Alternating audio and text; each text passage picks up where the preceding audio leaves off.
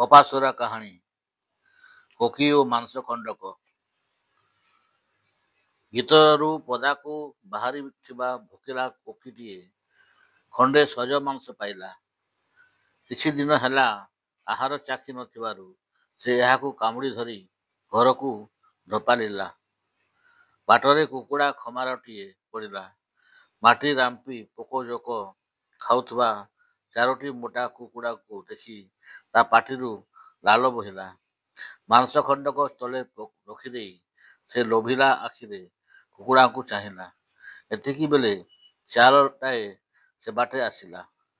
ବନ୍ଧୁ କୋକି, ତୁମେ ଦୋଘାଇରେ ପଡ଼ିଲା ପରି ଜଣା ପଡ଼ୁଛ। କ'ଣ ଅସୁବିଧା କୁହ, ମୁଁ ତୁମକୁ ସାହାଯ୍ୟ କରିପାରେ।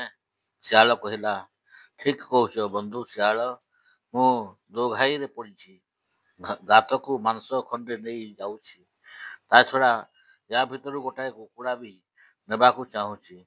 କୋକି କହିଲା, ମୋ କଥା ମାନ, କୁକୁଡ଼ା କଥା ଛାଡ଼।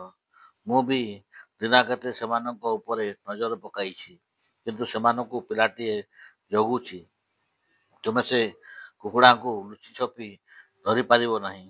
ତୁମେ ଘରକୁ ନେଉଥିବା ବଢ଼ିଆ ମାଂସ ଖଣ୍ଡରେ ସନ୍ତୁଷ୍ଟ ରହିଲେ ମଙ୍ଗଳ।